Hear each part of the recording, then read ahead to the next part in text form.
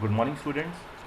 बेटा last lecture में हमने डेटा टाइप्स कवर की थी और एक प्रोग्राम किया था छोटा सा, ठीक है, जिसके अंदर हमने अर्थमेटिक ऑपरेशन लगा के दो नंबर्स का सम करना, कैसे हम जो वेरिएबल्स डिक्लेयर किए हैं उनको इनिशियलाइज कर सकते हैं, कैसे हम यूज़र से वैल्यू ले सकते हैं सी इन और सी आउट का यूज़ करके। तो हमने एडिशन मल्टीप्लिकेशन का प्रोग्राम हमने किया था, ठीक है बेटा। अब इस पर्टिकुलर लेक्चर में हम फ्लो ऑफ कंट्रोल करेंगे। अगर आपको बेटा नोट्स याद होंगे तो आपको नोट्स दिए हुए हैं मैंने ऑलरेडी। अब बेटा फ्लो ऑफ कंट्रोल का मतलब क्या होता है या फ्लो कंट्रोल का मतलब क्या होता है? बेटा यूजली जब भी एक प्रोग्राम रन करता है तो बेटा उसमें जो स्टेटमेंट्स होती है, बेटा जो हम लाइन्स लिखते हैं उनको हम क्या बोलते हैं? स्टेटमेंट्स, ठीक है।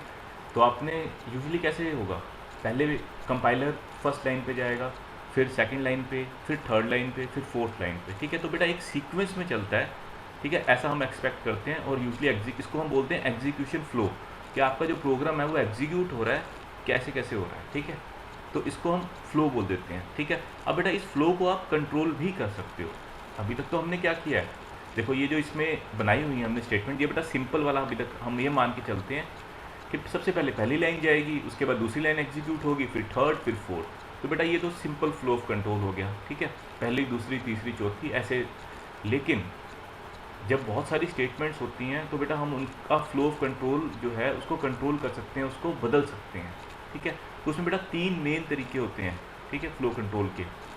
बेटा एक तो सिलेक्शन स्टेटमेंट्स होती हैं, ठीक है, एक लूप स्टेटमेंट जिसको हम बोल देते हैं या इटरेशन भी बोल देते हैं, ठीक, और तीसरी होती है जंप स्टेटमेंट। बेटा सिलेक्शन अगर आपको याद हो तो हमने किया हुआ है, उसके अंदर इफ़ एल्स और स्विच केस यूज़ होता है। इटरेशन या लूप वाले में हम कौन से लूप हमने किए? फॉर, वाइल और डू वाइल। और बेटा जंप स्टेटमेंट जो है आपके सिलेबस में डायरेक्टली तो नहीं है, लेकिन फिर भी हम यूज़ करेंगे बहुत सारे प्रोग्राम्स में, जिसमें ब्रेक, अगर आपको याद हो हमने ब्रेक यूज़ किया है, रिटर्न हमने यूज़ किया है बेटा, ठीक है। रिटर्न हम जब मेन में हम लिखते हैं रिटर्न तो वहाँ पर यूज़ किया है, और हम फंक्शंस आगे करेंगे उसके अंदर भी हम यूज़ करेंगे।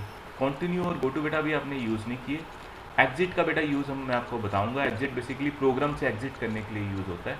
तो ये बेटा स्टेटमेंट्स हैं जंप स्टेटमेंट, इससे आप कहीं से भी कहीं जंप कर सकते हो, ठीक है।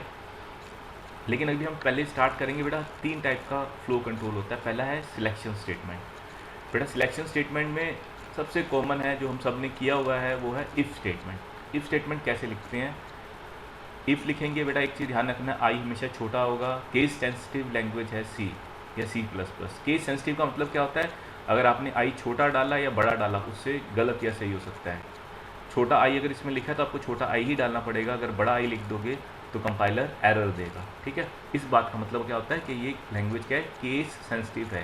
केस का मतलब लोअर केस और अपर केस, इससे फ़र्क पड़ता है कंपाइलर को सही या गलत का, ठीक है।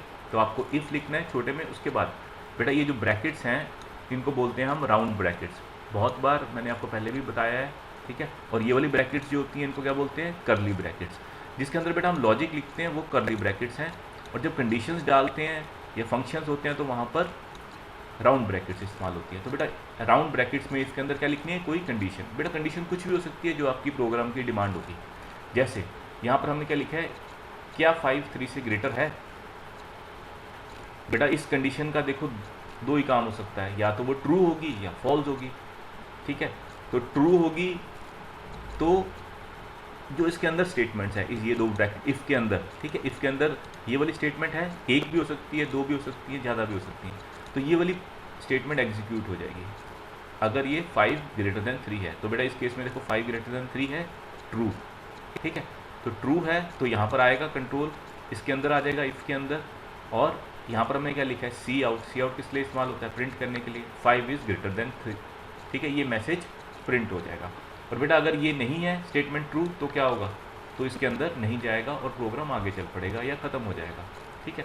तो इफ़ का यूँ समझ में आ गया। इफ़ के अंदर हम कंडीशन डालते हैं, अगर कंडीशन ट्रू होती है तो उसके इफ़ के अंदर एंटर कर जाता है और प्रोग्राम जो भी लाइन्स हैं उसको एग्जीक्यूट कर देता है, और अगर नहीं है तो कुछ भी नहीं करता बेटा। लेकिन बहुत बार ऐसा कंडीशन होती है कि अगर कंडीशन ट्रू है तो ये करना है, और अगर कंडीशन ट्रू नहीं है, फॉल्स होगी है तो ये करना है। तो ऐसे केस में हम इफ़ एल्स का यूज़ करते हैं। तो बेटा इसी प्रोग्राम को दोबारा देखते हैं कि अगर 5 ग्रेटर देन 3 है, इफ़, ठीक है, ये कंडीशन ट्रू है, तो ये हो जाए तो एक मैसेज प्रिंट करेगा 5 इज़ ग्रेटर देन 3। बट अगर नहीं है तो बेटा क्या आता है, एल्स। ठीक है, अगर कंडीशन ट्रू है तो इफ़ के अंदर आएगा, अगर कंडीशन ट्रू नहीं है तो एल्स के अंदर आएगा। तो एल्स के अंदर हमने क्या लिखा है, 5 इज़ लेस देन 3। ठीक है बेटा, समझ में आ गया। जहाँ पर सिर्फ आपको ये पता करना है कि ट्रू से एक स्टेटमेंट चले वहाँ पर इफ़ लगाना है, लेकिन यहाँ पर ट्रू से ये हो और फॉल्स से ये हो तो आपको इफ़ एल्स का इस्तेमाल करना है। बेटा एक और इम्पॉर्टेंट है इसी के अंदर, हम कौन सा कर रहे हैं, सिलेक्शन स्टेटमेंट। इसमें 3 ही बेटा यूज़ होते हैं, इफ़ एल्स और स्विच केस। बेटा स्विच केस कब इस्तेमाल होता है, देखो जब बहुत सारे इफ़ लगाने पड़ जाए हमारे को, बहुत सारी कंडीशन हो तो हम बहुत सारे इफ़ लगाने की जगह हम क्या यूज़ करते हैं, स्विच केस का इस्तेमाल करते हैं। जैसे एक छोटा सा प्रोग्राम है, मैंने यहाँ पर लिखा है वॉइड मेन, आपका प्रोग्राम ऐसे ही स्टार्ट होता है और यहाँ से ये कौन सी ब्रैकेट होती है, कर्ली ब्रैकेट। ठीक है, तो मेन यहाँ से स्टार्ट हो गया बेटा, ठीक है, और एंड में यहाँ पर ख़त्म होगा। अब बेटा उसके अंदर हमने एक इंटीजर लिया जिसका नाम रख दिया चॉइस। इसका नाम सी भी रख सकते थे आप, कुछ भी रख लो। देखो बेटा जो ये वेरिएबल्स होते हैं इनके नाम आप कुछ भी रख सकते हैं, इनके भी कुछ रूल्स होते हैं। आप इनके नाम या तो अल्फ़ाबेट और डिजिट्स को मिला के लिख सकते हैं। जैसे इसका नाम आप चॉइस लिखा है, इसको सी भी लिख सकते थे। ठीक है, इसका नाम आप C1 भी लिख सकते थे। ठीक है, तो एक अल्फ़ाबेट हो गया, एक डिजिट हो गया। ठीक, तो ये आपकी मर्ज़ी है। अच्छा एक चीज़ और बेटा इसमें याद रखना है, इस नाम के अंदर जब आप वेरिएबल के नाम लिखते हो तो बेटा कोई भी स्पेशल कैरेक्टर इस्तेमाल नहीं हो सकता। स्पेशल कैरेक्टर का मतलब जैसे कि आपको मल्टीप्लाई का याद होगा, ठीक है, ये हो गया बेटा। ठीक है, ये भी स्पेशल कैरेक्टर है, स्टार बोलते हैं या एस्ट्रिक बोलते हैं। उसके बाद बेटा ये वाला हो गया @, ठीक है, उसके बाद बेटा परसेंटेज हो गया, उसके बाद बेटा डॉलर हो गया। तो बेटा ये कोई भी स्पेशल कैरेक्टर इस्तेमाल नहीं हो सकते, सिर्फ और सिर्फ एक ही स्पेशल कैरेक्टर इस्तेमाल हो सकता है और वो होता है अंडरस्कोर। बेटा ये जो माइनस का साइन दिखता है जो पैर में पड़ता है उसको बोलते हैं हम अंडरस्कोर। सिर्फ और सिर्फ अंडरस्कोर इस्तेमाल हो सकता है, इसके अलावा कोई भी स्पेशल कैरेक्टर नाम में इस्तेमाल नहीं हो सकता। ठीक है बेटा, तो इसको हम ऐसे लिख सकते हैं C_1। तो ये सही है, ये वैलिड नाम है। क्लियर बेटा, ये आज हमने एक नया टॉपिक कर लिया एक तरह से कि वेरिएबल्स के नाम लिखने के क्या रूल होते हैं। तो बेटा हमने यहाँ पर इसका नाम चॉइस दिया हुआ है तो इसको हम चॉइस रख सकते हैं, सी रखना है तो सी रख लिया, आपकी मर्जी है। ठीक है, और इसकी वैल्यू हमने यहाँ पर 4 दी है, लेकिन कोई भी हो सकती है। ठीक है, अगर कोई भी वैल्यू लेनी है यूज़र से लेनी है तो याद होगा आपको लास्ट हमने प्रोग्राम में किया था तो क्या करना पड़ेगा। तो अगर आपको याद है बेटा, अगर यूज़र से वैल्यू लेनी है तो इसका नाम चॉइस रखा, और हमें यूज़र से इनपुट लेने के लिए क्या करना पड़ता है, हम Cin का इस्तेमाल करते हैं बेटा, अगर आपको याद हो। ठीक है, Cin, ठीक है, और वेरिएबल का नाम चॉइस। क्लियर। तो बेटा यूज़र जो भी वैल्यू डालेगा वो चॉइस में आ जाएगी, चाहे वो 1 डाले, 2 डाले, 3 डाले। अब बेटा देखते हैं इसके बाद अब स्विच केस कैसे यूज़ करते हैं। तो बेटा इसका सिंटेक्स कैसे होता है, स्विच, उसके बाद बेटा राउंड ब्रैकेट्स के अंदर जो वेरिएबल आपने लिया है, जैसे यहाँ पर चॉइस लिया है। ठीक है, अब स्विच का बेटा कर्ली ब्रैकेट स्टार्ट होंगे और कर्ली ब्रैकेट ख़त्म होंगे। क्लियर। इसके बाद बेटा क्या होगा, इसके बाद बेटा केस शुरू होंगे। पहला होगा केस 1, ठीक है, उसके बाद ये कॉलन। अब उसके अंदर आप क्या लिख रहे हो, एक मैसेज प्रिंट कर रहे हो, दिस इज़ केस 1। तो बेटा ये ब्रेक क्यों इस्तेमाल किया है, फिलहाल आप भूल जाओ, मैं आपको भी बताऊंगा कि ये क्यों इस्तेमाल किया है। इसी तरह से बेटा केस 2, केस 3, जितने मर्जी केस बना सकते हो। और बेटा एक लास्ट में एक डिफ़ॉल्ट केस है। ठीक है, ये बेटा हर स्विच केस में आप डाल भी सकते हो, नहीं भी आपकी मर्जी, लेकिन डालना चाहिए। क्यों, अगर यूज़र ने 1 2 3 4 5 6 अगर आपने 5 या 6 बनाए और यूज़र ने 10 डाल दिए, फिर यूज़र ने 20 डाल दिया, फिर तो उसके लिए डिफ़ॉल्ट केस है कि भाई प्लीज़ एंटर, उसमें आप कुछ भी मैसेज कर सकते हो कि please enter a number between 1 to 3 या 1 to 5। ठीक है, अगर यूज़र आपके ये जो केस आपने बनाए हैं 1 to 3 इससे अलग नंबर डाल दे तो किस में जाएगा, वो डिफ़ॉल्ट केस में चल जाएगा। अब बेटा बात करते हैं कि अगर हम ब्रेक नहीं डाल रहे तो क्या होगा। सपोज बेटा यूज़र ने डाला, यहाँ वैल्यू डाली 1, तो प्रिंट होगा दिस इज़ केस 1, उसके बाद होगा दिस इज़ केस 2, फिर होगा दिस इज़ केस 3। ठीक है, फिर आएगा डिफ़ॉल्ट। तो बेटा ये जितने भी केस हैं इसके बाद, केस 1 के बाद, वो सारे चल पड़ेंगे।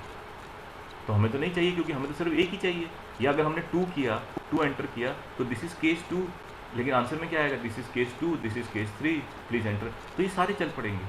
तो आप क्या चाहते हो कि एक टाइम पर एक ही चले जो आपने वैल्यू डाली है, तो इसलिए हम क्या इस्तेमाल करते हैं, ब्रेक इस्तेमाल करते हैं। ब्रेक का मतलब क्या, जो ये स्विच केस है इससे इसको ब्रेक कर दे और इससे बाहर आ जाए, ठीक है। तो ये प्रिंट जैसे हमने 1 डाला तो ये लिखेगा दिस इज़ केस 1, और उसके बाद क्या आएगा, ब्रेक। ब्रेक आएगा तो बाहर आ जाएगा, और बाहर तो हमने प्रोग्राम बंद कर दिया है, तो इसके बाद बस इतना ही प्रिंट करेगा, दिस इज़ केस 1, ठीक है बेटा।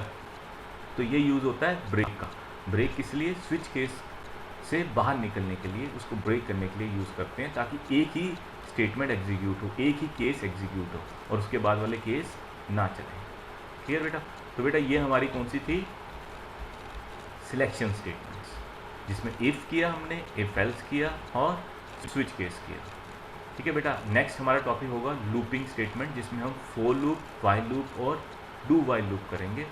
बेटा आपने ये पहले भी किया हुआ है, नोट्स भी मैंने आपको दिए हुए हैं, ठीक है। नेक्स्ट लेक्चर में हम इसको डिस्कस करेंगे। ओके बेटा, thank you, have a nice day.